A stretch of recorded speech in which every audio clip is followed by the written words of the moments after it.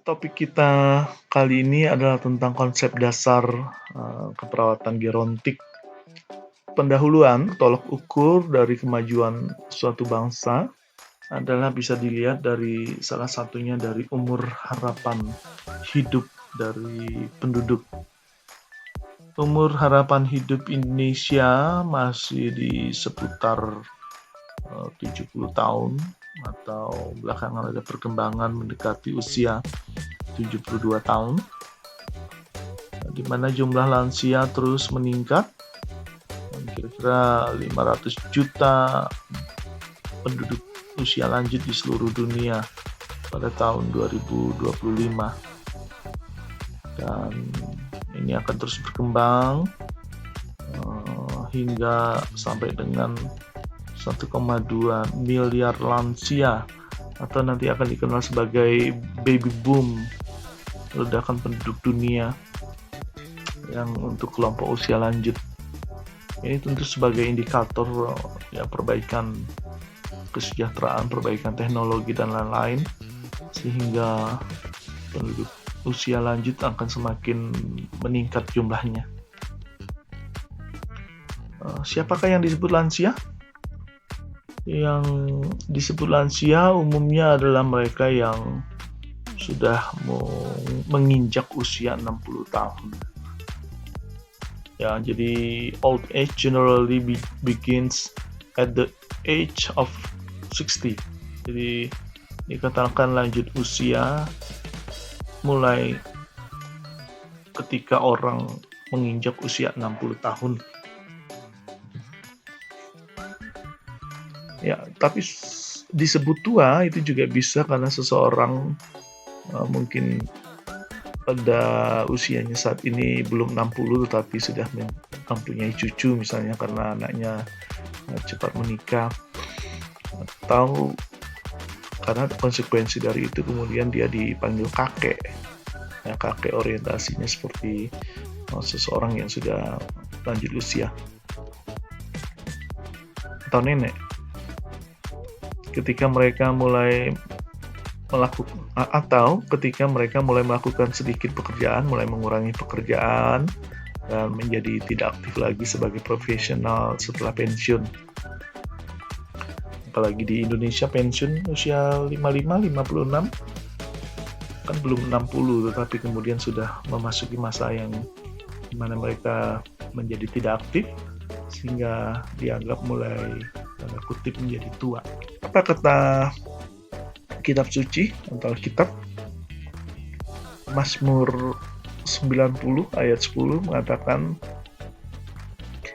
masa hidup kami 70 tahun dan jika kami kuat 80 tahun, dan kebanggaannya adalah kesukaran dan penderitaan serta berlalunya buru-buru dan kami melayang lenyap. Demikian menurut Mazmur. Manusia bisa berpotensi untuk hidup hingga 80 tahun. Namun biasanya di usia lanjut memang banyak hal yang tantangan yang dihadapi, karena kita tahu bahwa proses penuaan itu menyebabkan penurunan fungsional, sehingga mungkin ada orang yang tidak menghendaki untuk juga mencapai usia 80 tahun. Ya, berapa usia harapan hidup? Rata-rata di Indonesia untuk data tahun 2018 itu telah mencapai usia 71,2 tahun. Di Jawa Barat sendiri berdasarkan data 2018 sudah jauh lebih baik daripada usia harapan hidup nasional. Di Jawa Barat dapat mencapai 72,66 tahun. Ini gambaran populasi manusia yang terus menua. Ini kondisi tahun 2015 digambarkan seperti ini. Ini yang biru-biru di mana banyak penduduk lansianya. Dan pada 2050 diperkirakan makin banyak, bahkan ada yang populasinya sudah sampai dengan melebihi 30% dari jumlah penduduknya, yang ditunjukkan dengan warna-warna gelap seperti ini, biru yang sangat gelap ini. Indonesia yang sebelumnya juga masih kurang dari 10% penduduk lansianya pada tahun 2050, seluruh wilayah di Indonesia sudah menunjukkan populasi lansia yang merata di seluruh provinsi dengan kisaran 10 hingga 30% dari penduduk Indonesia adalah lansia. Ya, manusia dapat hidup lebih lama sekarang. Yang mungkin dulu kisaran 60 tahun saja, sekarang dapat diperpanjang dengan penambahan, mungkin peluangnya sampai dengan 20 tahun penambahannya. Sama seperti kitab suci disebutkan, sama seperti Mazmur tadi, bahwa jika kami kuat 80 tahun. Apa yang menyebabkan pertambahan usia ini? Mungkin semua tergantung dari kondisi kesehatan individu. Ya, jadi potensi memiliki umur panjang sangat dipengaruhi oleh kesehatan, dan kesehatan itu ada beberapa hal juga yang mempengaruhinya. Misalnya apakah memiliki pekerjaan atau tidak, begitu ya. Apakah berkeluarga atau tidak, pendidikan, teknologi. Jadi ini hal-hal yang disebutkan menunjang untuk mencapai kondisi yang sehat, yaitu memiliki pekerjaan, berkeluarga, memiliki pendidikan yang baik, juga teknologi yang baik, sehingga usia dapat menjadi berpotensi lebih panjang hingga dengan 20 tahun.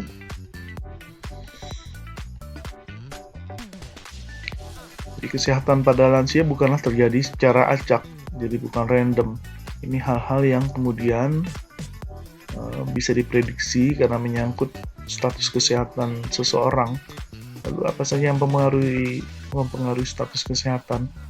Antara lain genetik, jenis kelamin, akses terhadap layanan kesehatan, perilaku dan gaya hidup, maupun lingkungan. Ingat teori Bloom yang mengatakan ada 4 determinan atau penentu kesehatan, antara lain adalah seperti yang disinggung di sini, genetik maupun herediter, termasuk jenis kelamin di situ, ada juga termasuk herediter atau genetik, layanan kesehatan, gaya hidup atau perilaku, serta lingkungan. Tidak ada ciri-ciri orang yang berumur panjang. Kalau kita memperhatikan seorang lansia, tidak dapat disimpulkan dari apa yang kita lihat sebetulnya apa ciri dari orang yang akan berumur panjang. Kita dapat melihat ciri dari seorang individu yang tua, misalnya dengan keriput, dengan uban, ataupun dengan kurang penglihatan, dengan berkacamata, segala macam kita bisa lihat. Tetapi tidak ada sebetulnya ciri khusus yang menunjukkan bahwa orang ini berumur panjang. Semuanya terlihat tua.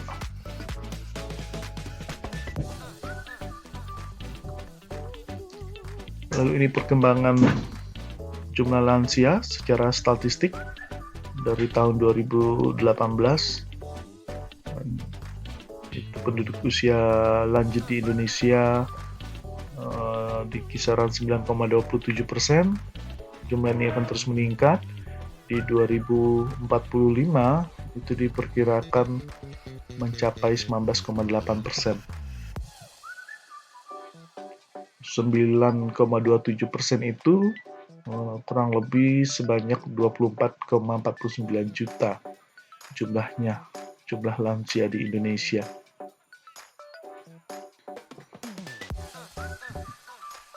Ini sebarannya, persentase penduduk lansia menurut kelompok umur pada tahun 2018. Kita bisa lihat ini kategorinya: pralansia, lansia muda, lansia madya, lansia tua, dan lansia sangat tua sebetulnya ya.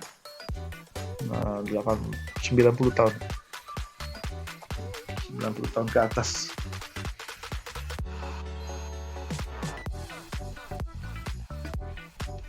Ini bisa dilihat di mana beradanya, di perkotaan, di pedesaan, laki atau perempuan, berdasarkan jenis kelamin bisa dilihat. Jadi lihat dulu subjudul ini, kelompok umurnya, pralansia ada berapa banyak, dan di perkotaan berapa banyak, di pedesaan juga berapa banyak. Lalu dari jumlah itu penyusunnya berapa banyak laki-laki, berapa banyak perempuan. Demikian untuk kelompok-kelompok yang lain, kelompok usia yang lain.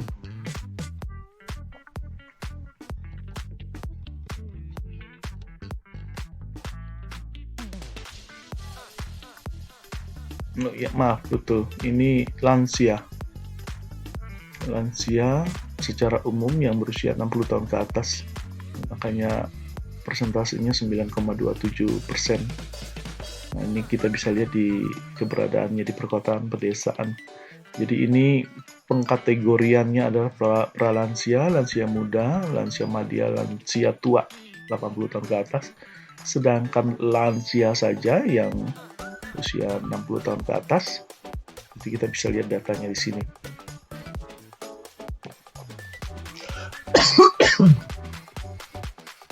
Ya, ini persentase penduduk lansia menurut kondisi kesehatannya tahun 2018. Nah, yang kelompok yang mengeluh ada masalah kesehatan, ini kelompok yang memang mengalami sakit saat pendataan di perkotaan, pedesaan, laki perempuan. Pada kelompok usia yang mana? Lansia muda, madya, tua. Lalu dari kalangan rumah tangga yang mana? 40% terbawah, 40% menengah, 20% teratas. Lalu apakah mengalami status disabilitas atau tidak? Tidak, dan disabilitas kita bisa lihat di sini data-datanya.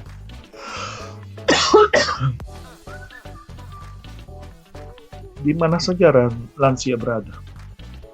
Secara institusional, lansia dapat berada di panti, di daycare, atau tinggal bersama keluarga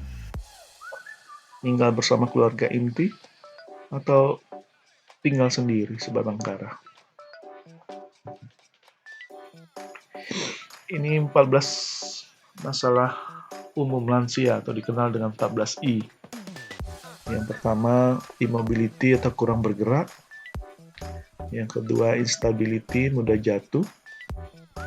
Penelitian Xiaobing tahun 2011 menunjukkan bahwa 40,6% lansia di panti jatuh dalam 7 bulan terakhir.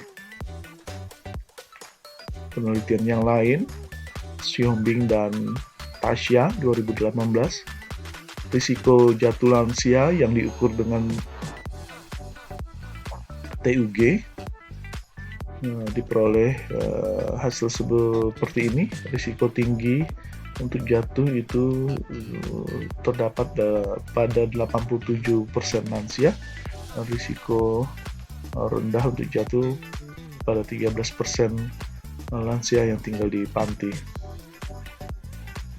Lalu I yang berikutnya, incontinence atau ketidakmampuan mengontrol BAB dan BAK. Lalu yang I yang keempat, intellectual impairment atau gangguan intelektual atau demensia atau kepikunan. I yang kelima, iatrogenik, yaitu menderita penyakit-penyakit akibat pengaruh dari mengkonsumsi obat-obatan. Sakit kepala sedikit makan obat, sakit sendi sedikit makan obat, sakit lambung sedikit makan obat, dan sebagainya. Ketergantungan akan obat ini menyebabkan sebuah masalah yang disebut dengan iatrogenik. Lalu yang berikutnya insomnia atau sulit tidur, ini juga penyebab iatrogenik karena lansia punya kecenderungan untuk mengkonsumsi obat tidur.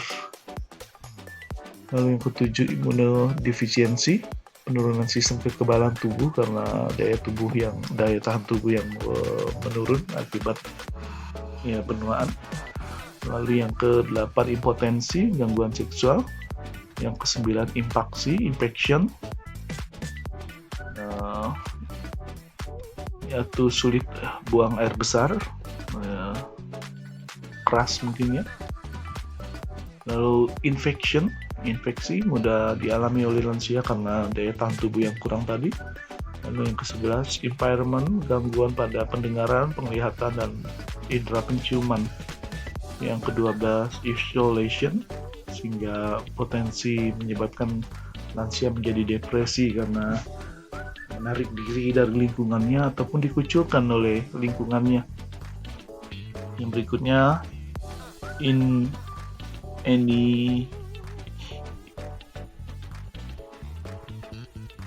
inanition atau malnutrisi.